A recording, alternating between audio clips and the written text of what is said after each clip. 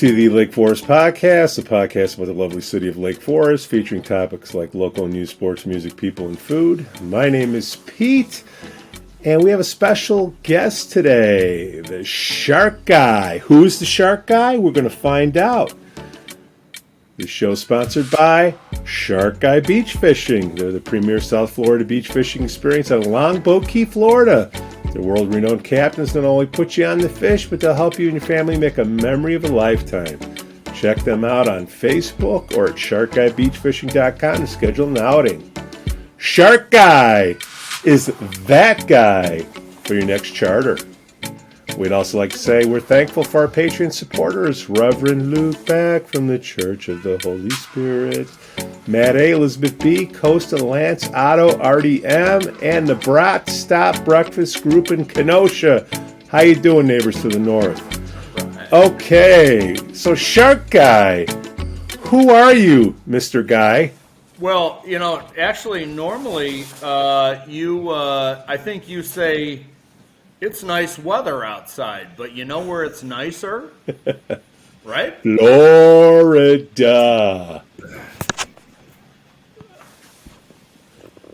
Oh, right. What you got there? The statue. Yeah. Well, it is beautiful today. It's probably 75 degrees. I can't see a cloud, but clouds do roll in. Yeah. And we're 2 miles into the Gulf of Mexico off of Sarasota, Florida. What's that? The west side. You're on the west side of Florida, northwest side, sort of by the west side of Florida, hour south of Tampa, get you to Sarasota, and then go 2 miles out into the Gulf, and you'll run into my little island, Longboat Key. And there's a number of, and a key is just an island. There's a number of keys here: Siesta Key, St. Armand's Key, Anna Maria Island, and Longboat. All right, Mr. Shark Guy, is your first name Rob?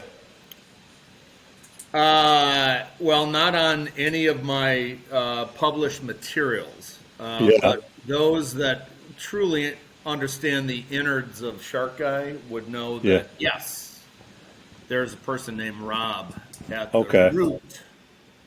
Now, is it Captain Rob? So I do beach fishing, and so when I book people onto a certain date, I do call it a charter. And people are like, you charter, but you're on the beach. And it's like, well, I don't know a better word. So if anybody has a better word for that. But yeah, I am a captain, and I'm also looking for other captains. 75% of the interview is, are you retired? Yeah. The other 25% of the interview is, could I stand to sit with you for 3 hours on a beach and talk about God knows? So that's the only criteria to become a 1099 Shark Guy charter captain yourself.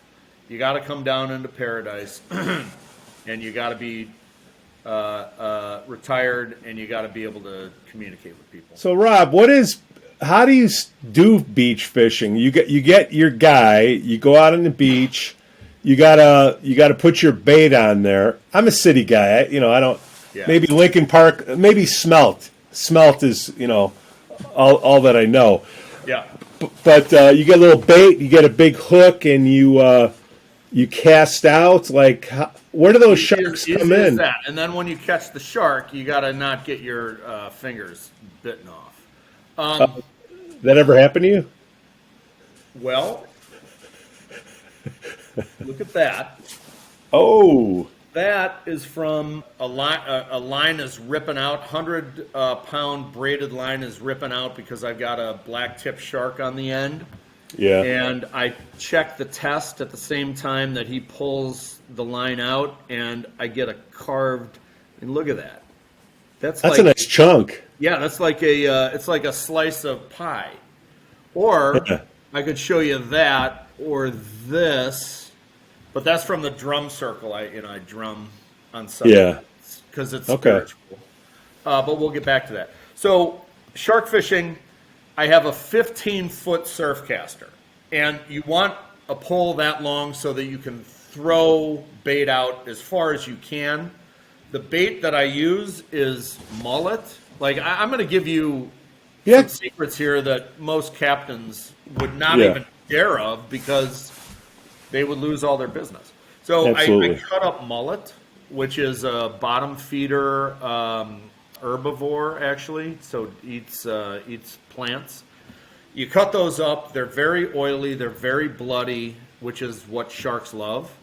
I cut it up. I stick it onto a 1.5-inch circle hook. So if you take your finger like that, that's like 1.5 inches. So it's a big hook. And bait it on the end of a 100-pound braided line, which means I can catch a 300-pound fish on this line. I got my 15-foot surf caster. On the end of the line, right by the hook, I have a wire leader. So that thing, it's like 500-pound wire. I walk out to the sandbar, which is about 50 feet from shore. Now, between the water's edge and the sandbar, I saw 3 weeks ago, I saw bull sharks going after cow-nose rays, stingrays. And, I mean, it was like game on, and it was like out of, Wild Kingdom. But so there's sharks in the ditch right in front of you. And so I wear a knife with me as I go out onto the sandbar, just in case I meet a friend, and it's possible. And then I take my 15-foot shark spin caster, surf caster, toss it out as far as I can, keep the bail open.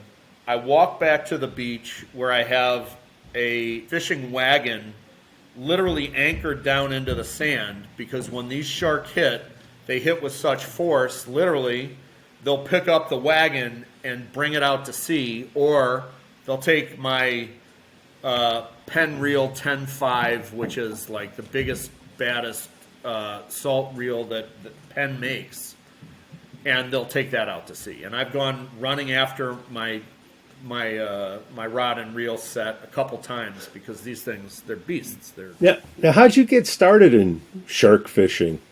I've been a fisherman.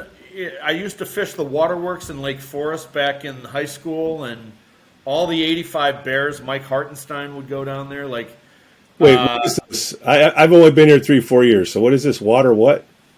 Oh, it's the water intake for the city of Lake Forest, right by on Lake Street, right by the graveyard.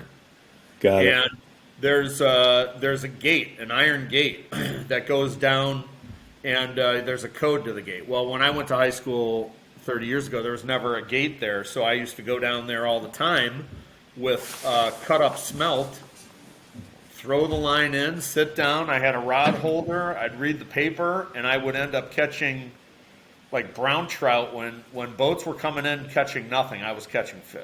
I had grandparents that had places down on Longboat when I was growing up, and so I came down here all the time. And when COVID hit, and I understand that we're not going to be talking about the craziness of local Illinois politics and all that fun stuff. Because I'm here and you're not. I decided that I was not going to stand for that crap anymore. And so I went down to the epicenter of freedom for the last 2 years, Florida. Ron DeSantis is the best thing since sliced bread. I'm sure that there's lots of folks on this podcast that won't agree with that, but I wanted to not support what I don't support, which is the state of Illinois, and I'm never going to pay them another dime in income tax ever in my life again. And I'm going to fully support states that stand for freedom and all that stuff and don't take any crap from people that don't know what they're talking about. So I moved down here. I knew I was going to come to Longboat. Ended up buying just in the nick of time and opened up Shark Guy Beach Fishing because I needed something to do. I mean, don't get me wrong. I also work at an aquarium, and I teach children about pencil urchins and pointy urchins and rays and sharks and all that. So now you're a full-time Florida guy, or you're a 6-month, 1-day guy, or is that something that's off the record? if you want to take advantage of the tax rules, if you want to follow the law, and that happen to be which we do, convenient for in some tax domiciles, one would move down here, purchase a home, volunteer at a foundation, and then you have to spend a significant amount of time, and that's what I do. I mean, I'm thinking about doing that, Rob. I'm thinking about Wisconsin, having something up there, and then, something in Florida. Yeah. A lot of people are thinking that. What are some of the tips that you can give somebody that wants to head over to Florida that's from Illinois? Yeah. So, wherever you would be moving to, I think you want to, first of all, make sure that you understand what the rules of engagement are in that state. Understand what the rules of engagement are in the state of Illinois. A lot of it comes down to exactly what you said, 6 months and 1 day, which comes out to 183 days a year. And 183 days represents the number of days that you cannot live in Illinois. It doesn't mean that I have to be in Longboat Key, Florida for 183 days. And in fact, this upcoming summer, I'm taking a trip to Sturgis, of course. And Pete, I have one more slot left. Yeah.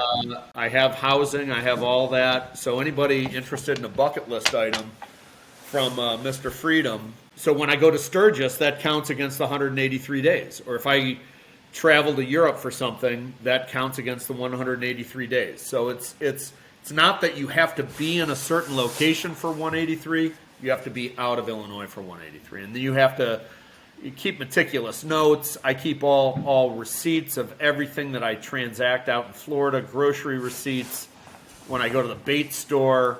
They're pretty strict on that. I fully expect that I'm going to be audited. And when you're audited, they can do cell phone pings. And what I say is, bring it on. Because I am not going to give you another dime, because in the state of Illinois, you can't keep your citizens safe. You fully support the destruction and the burning of our cities and towns without addressing the root cause.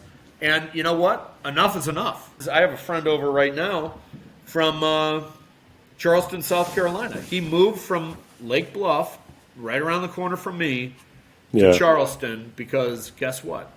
He had enough.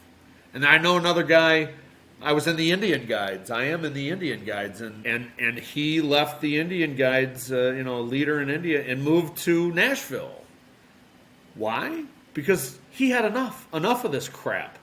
These people back in Illinois, and I know this isn't the purpose for the podcast, but it's insanity. What I tell my wife is we either accept it and therefore support it, or we don't accept it and we don't support it. And so, enough of all that ridiculousness. We know that there is a party that starts with a D that literally cannot govern because they're idiots. They're pure idiots. But, Now, see, when you call them idiots, that's so, It's not nice. And that's why I think we have the invasion going on right now, because the other guy in the presidency wasn't nice, right? I mean, he wasn't nice, so we have to get somebody else in there, and he's going to do so much better. And now we got a war, and now we got inflation, we got the markets going insane. Yeah. Great idea, dumbass leftists. As far as I'm concerned. I mean, I'm sorry. I know, Honesty is the best policy, and people don't appreciate my honesty. But I'll tell you what, I am nothing but pure, straightforward, honest. Rob, I hear from so many people like, I can never say that because I'd get fired. Well, I don't have to worry about that because I have a very, very successful shark fishing business. I'm taking $25 a month from you, right? first of all, number one rule of business is never argue another man's wallet. If it's legal, don't argue it. A political contribution, that's a different thing, but it could be $25 or it could be $25,000. This is how I'm making a living, all right? So, well, let me tell you something. Like, you have many more sponsors that you just rattled off than what I heard a couple months ago. So that's fabulous. But you are the best deal since sliced bread. I'm fishing down in Florida. I'm catching lots of fish, and my marketing. I'm coming out with a 2.0, which we can talk about later from a website. Like my grade point average. You are mine too. You are the best deal since sliced bread. So anybody in Lake Forest, Lake Bluff, Northern Illinois, they should be begging you to put them on. So I challenge all other business owners that are out there right now, trump my level of sponsorship so that you get the main sponsorship. And, I'll lay back in the weeds. I'm fine. I just want to start something new because you deserve it, Pete. You're good. You're a good egg. But Rob, you were on the show. Rob was on the show. I can't do business with that show. What the hell? Where did all this love come from? It just started the other day in a chat room. Some green meanies. I call the turf bashers green meanies. The people that don't want the AstroTurf. Oh, I don't have a position on that. My position is whatever yours is. I concede to you. Well, it's not about having a position. I played on AstroTurf. It gave me. I got 2 fake knees, 2 fake hips. All right, I feel it every morning. But the alternative is, in this climate, if you don't have the AstroTurf, then you have down days and kids can't play or kids got to leave, town. I see that. Okay, so there's a little chat room, and we did a podcast that said this is why there won't be grass fields. In an ideal world, you want grass, but nobody wants to pay for it. It started 20 years ago when they stopped taking care of the fields. How much is it? How much is the turf? Something like $10 million. Wow. And it's not so much the money as these people are talking about the plastics of it and the disposal and the environmental stuff. And confirmation bias is everywhere. If you want something to be harmful, you'll find a reason why it's harmful. That's not where I'm going. But put a link out there that says this is why grass won't happen. Yeah. And then, you've had Rob on the show. There's no way I'll listen to that drivel. And I'm like, really? Okay. What happened? They mentioned the Lake Bluff militia. What was the lake? Was this just a COVID thing, or was there something before that, or what the hell happened? Yeah, we did a show with you before, but for the new listeners. So there was an organization that was created on Facebook right at the beginning of the COVID lockdowns. I want to say like February of 2020-ish. I started it as basically a response. Right when COVID was hitting, we all recall, like, the governors came in, they shut everything down. And then when the governor in Illinois shut everything down, then all the cities, of course, and villages, they discontinued their programs. And what I mean by that, so this happened in like February of 2020, 4th of July parades, art festivals, all the stuff that happens on the North Shore, which we all used to love, all got canceled. Well, on whatever day it was that Lake Bluff canceled the 4th of July parade, that's when I went live with the militia. And I basically said, I come from 30 years in biotech and pharma. I understand how to read clinical studies. I understand viruses. I have lots of physicians that are friends of mine. I've spent time in every hospital around the Chicagoland area and around the country and actually world. Not that I'm a pro and I'm not, but I understand. I can read and think for myself, think independently, collect information, and make a judgment. Mm-hmm. And I was just saying, you know what? We've gone too far. We've shut everything down. No one. I have kids, little kids. They weren't going to be able to go to summer camp. We didn't know what was going to happen, as far as what can we do, what can't we do? Are we truly confined to our house? And I said, you know what? I'm a freedom guy. Enough of this crap. So I started the Lake Bluff Militia. The Lake Bluff Militia was all about doing what we want to do and not needing the government to tell us or give us handouts. So I started throwing concerts in downtown Lake Bluff in the gazebo. The entire community went crazy because they said, "Oh, COVID, we're going to die." And I navigated ways where, you know what? There's ways that we could have a concert, and there's ways that you can organize this thing where it's 100% legal. So everything that I did was 100% legal. I could care less what the other people thought. Right. I wanted to have a concert. I wanted to be outside under the stars in the summer, and have some wine outside and have the kids run around with smiles on their face, and I made it happen. And many people in the militia made it happen. Lots of people were responsible, not just me, but I was the fall guy for it all, and I didn't care. So yeah, we created the militia. It was a lot of fun. We poked a lot of fun at what was happening with the government, even though everybody was like, "Oh, you don't laugh about death." You know what?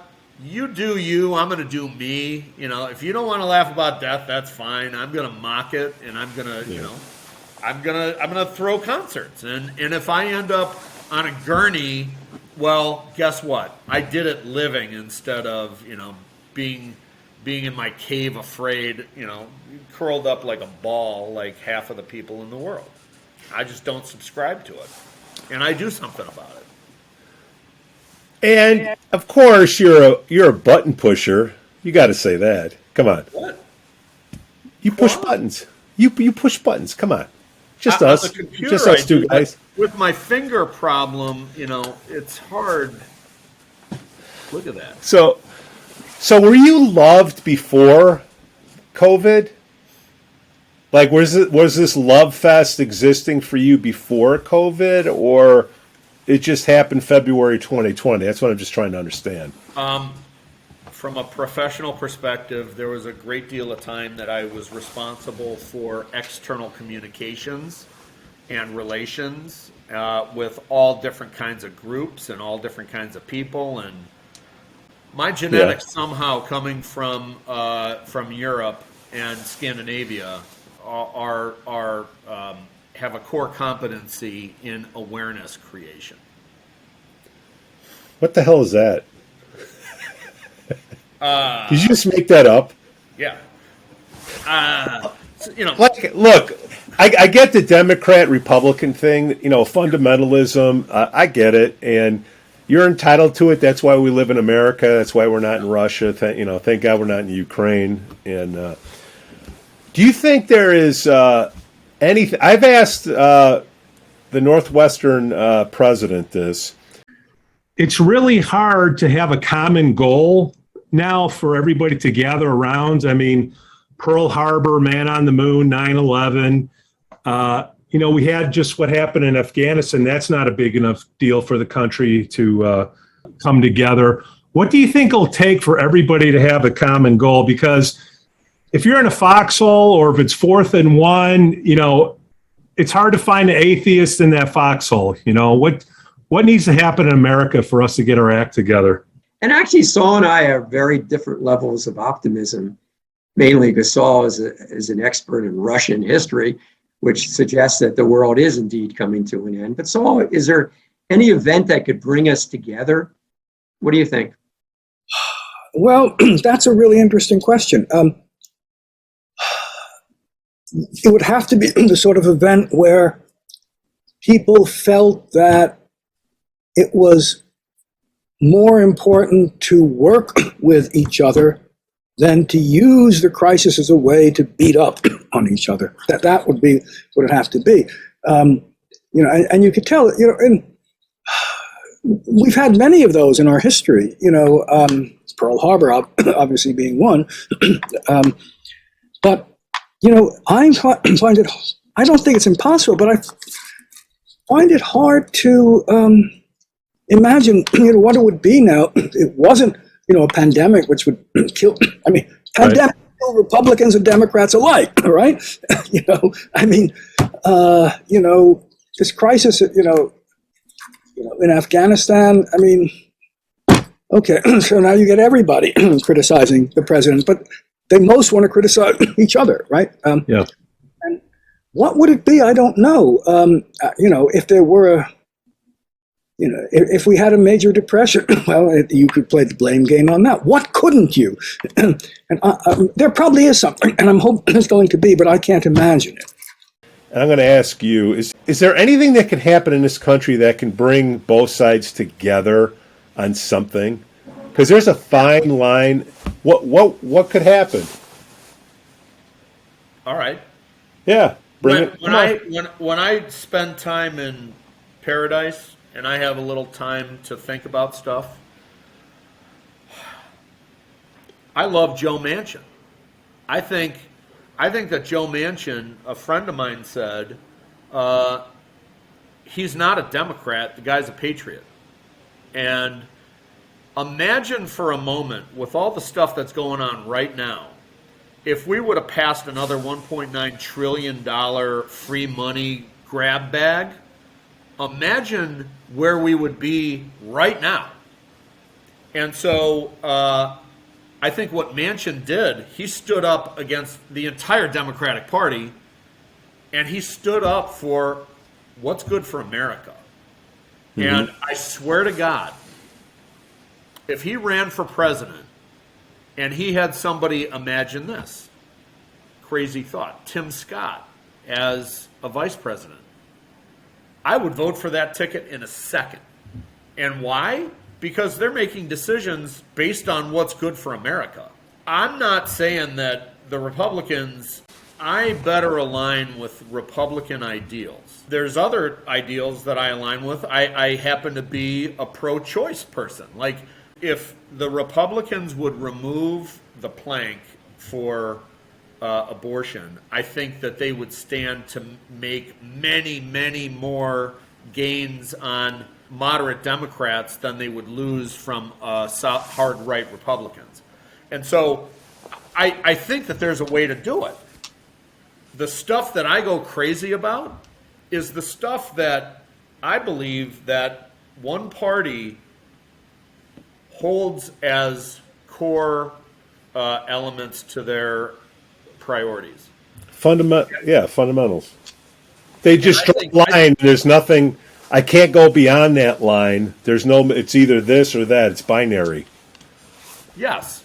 If you look at the core, I've also thought a lot about this. If you look at what is core to the Republican Party, from my perspective, employment, immigration, earnings, individualism, self-accountability, all that. And then I look at the Democrats' core.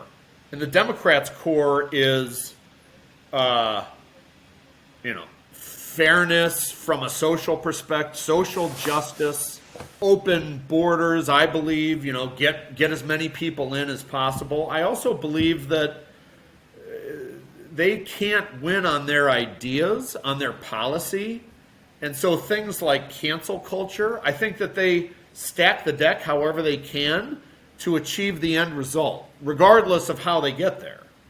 And so things like conservative opinions on Facebook during the 2020 elections, like Facebook kicked me and everybody else, that had any opinions that said the other side is insane. And so what happens is the right gets canceled. And the right gets canceled because the left has relationships with these people that can cancel them. Instead of winning on the merits of the policy, they just want to shut you off to shut you up.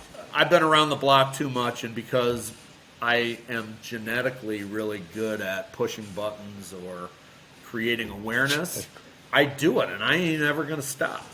You know what's really funny is people in the community and have tried to use, you have no idea what to shut me up, but what they don't get is I have learned to maneuver things and equip things in areas that head people off at the pass. Just do. Because I know what they're going to do. Like, these people are so stupid, I know what they're going to do. And it's just amusing when it happens. I'm sure, at their freak show dinner party wine experiences, when they say, "Oh, we're so smart," they're not. You can forecast what they're going to do. Simple. Good God. Well said, Rob. Well said. So you're going to come back? Are you going to do any other concerts? Or I know of a good band that's starting to get together. Well, it's funny that you mentioned that. I do want to, and I may pursue this. I think it's important. The Lake Bluff Church of Spiritual Redemption, of which I am the pastor. Yes. I'm an ordained minister in the state of Illinois, and just in case the governor decided to do any executive order about congregations with COVID, you would know that the outdoor religious services were exempted. And what a shock. The Lake Bluff Church of Spiritual Redemption, run by me, started throwing services that reflected the power of the Lord through music. And so we may decide that we're going to do the first annual Lake Bluff Tattoo Fest. Well, we're going to do tattoos. We're going to bring music out there. It's going to be like Woodstock, but it's going to be the Church of Lake Bluff Spiritual Redemption, because there are so many people in Lake Bluff that need to be redeemed. Believe me, I know these people. I know them by name, actually. I should go knock on their door. But we're going to put on a Woodstock Tattoo Fest. What do you think about that? How awesome is that? You got any tattoos? Not yet. Okay. But there's a great tattoo store that just opened in Lake Bluff on Waukegan, Body Works, and they do great work. And I would beg them to actually come and put a tattoo table out on the village green and bring out the tattoo artists, and maybe we could have a drum circle or something around them, spiritual, to really make sure that the ink goes in without it becoming toxic. I hear tattoos don't feel good. Well, I'm just shocked that Lake Bluff hasn't yet had a tattoo fest on the village green. You brought up drum circle. I see a lot of videos of you banging the drum. I mean, because you're genetically inclined to do that. Yeah. Do you think you'll start the inaugural Lake Bluff Drum Circle at a certain time? Well, I actually every other Saturday. That would be a nice way to connect with members of the community. There's no doubt. Especially musicians, I don't think that they're necessarily conservative, and so I think it's a great idea. Maybe the podcast could, maybe it could be the podcast, Lake Forest Podcast Drum Circle. I would show up. Well, I do know of a band called the Sassholes that is looking for a place to play. I know the bass. Software as a Service, Sassholes. I know the bassist pretty well. He's mediocre, but he knows a lot of people, and I'll see if I can get him to play the event if and when it occurs. So this will be sometime in August, I'm guessing? Yeah. Yeah, okay. All right. So, we might have to do a sponsorship just for the Tattoo Fest, brought to you by the first annual Lake Bluff Tattoo Fest. All right. Well, you know what? I don't know who owns the place, but we can have them on the show and, talk about it and relieve my fears. It's a great business. They've been in business for about a year and a half. They started the business right at the beginning of COVID. They put all their money into it. Yeah. And it's actually, I've been inside. It's a beautiful building, and they're really nice people. Okay. I'm in. You want to give a shout out? Yes, I think it's Jennifer. Is it Jennifer Wagman? Jen, how you doing? Shout out. Jennifer Pinner Wagman, body piercing artist at Evolution Body It's a great business. They've done really well, and they did it while they were kicking into the teeth of the wind of COVID. Yeah. Well, we'll help them. We'll help them. Okay, Rob. Well, I think we answered a couple questions. One, what the hell is who is Shark Guy, and what is Shark Guy? We figured that out. Number two, why are people so pissed at you? Has nothing to do with I think they police. love me. You know, there's such a fine line between love and hate. I think they love me, but they're not thinking right. Yeah. Well, being in the mental health business, it's all about upbringing. Right? It's all about nurture, right? Yeah. Yes. So Rob, this is a nice little installment. I can't wait to feel the love of all the Terry typers in the chat rooms. I can hear them right now. Did you see? Let that aggression out, and hopefully we can make some people feel better. Reverend Rob, thank you for coming on the show. There isn't just anybody that can get onto the Lake Forest podcast, so I feel extremely honored that I have this opportunity. Not true. I have an announcement that I've not announced anywhere in the world until right now. SharkGuyBeachFishing.com is going to, within about a week, upgrade to Shark Guy Outdoors. What does that mean? Whoa. All right, so I've been catching shark on the beach, and that's been awesome. But down here in Florida, there's also, down in South Florida, I've got manatees that live all around my house. I'm opening up Shark Guy kayak tours. And believe it or not, in Florida, you can go into rivers, freshwater rivers, avoid alligators. You can dig for megalodon teeth and fossils, vertebrae, bones, mastodon teeth, shark teeth, megalodon teeth, great white. And so I'm also going to open up under Shark Guy Outdoors, Shark Guy Beach Fishing, Shark Guy Kayak Tours, Shark Guy Fossil Hunting. And we're going to take people up. I will customize these packages for anybody who comes to the Sarasota area. I promise that I'm not going to talk about politics unless somebody wants to talk about that.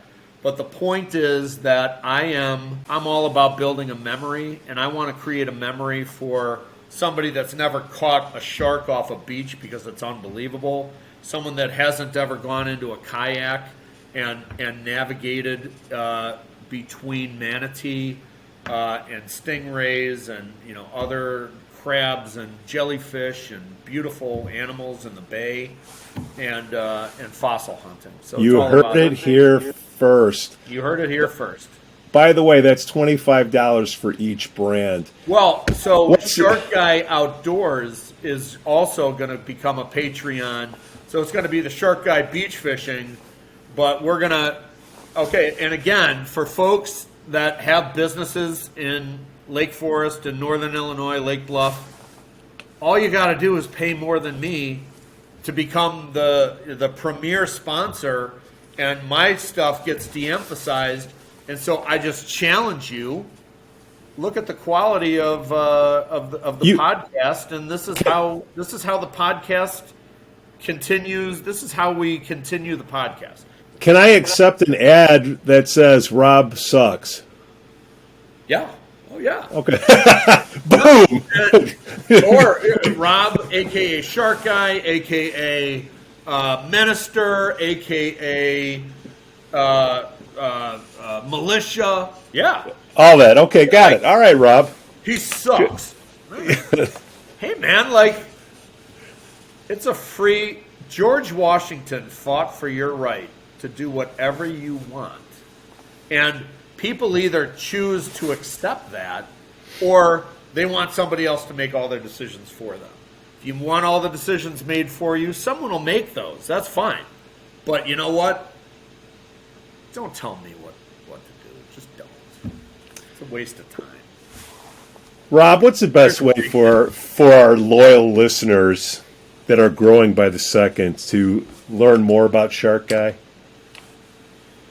Well, they can right now go on to www.sharkguybeachfishing.com, or they're going to be able to use the URL www.sharkguyoutdoors.com in about a week. In about a week? All right. If you check out sharkguybeachfishing.com and you send a note, I will see it. And by the way, there are lots of detractor fans that I have that are already doing that. So I welcome all. Like I don't discern between supporters and not. Equal opportunity. I have friends everywhere. Of course you do. Of course. So I'm hearing. All right, Rob, thanks for coming on the show, my friend. Pete, I appreciate your willingness to allow me to sponsor your awesome podcast and challenge everybody else. Just beat me. Just beat it. Doesn't take There's much. nothing to beat. It's $25. You can have your logo right next to Rob. You can have Shark Guy, and then you can have a Sucks logo right next to it. Okay. Let's turn it into a fun little thing. All right. Thanks for listening to the Lake Forest Podcast. Please give us 5 stars on Apple Podcasts and smash that like button on Facebook, Instagram, and follow us on Twitter. Let us know what you'd like to hear about in the upcoming shows. Again, I'm Pete. I can be reached at pete@lakeforestpodcast.com. The link will be in the podcast notes. We thank our Patreon supporter, Shark Guy Beach Fishing. They're the premier South Florida beach fishing experience out of Longboat Key, Florida. Their world-renowned captains not only put you on the fish, but to help you and your family make a memory of a lifetime. Check them out on Facebook or at sharkguybeachfishing.com. Contact them today to schedule an outing. Shark Guy is that guy for your next charter. We also like to say we're thankful for our Patreon supporters, Reverend Luke Back from the Church of the Holy Spirit, Matt A., Elizabeth B., Costa, Lance Otto, Artie M., and the Brat Stop Breakfast Group in Kenosha. We thank you for listening. Cue the music.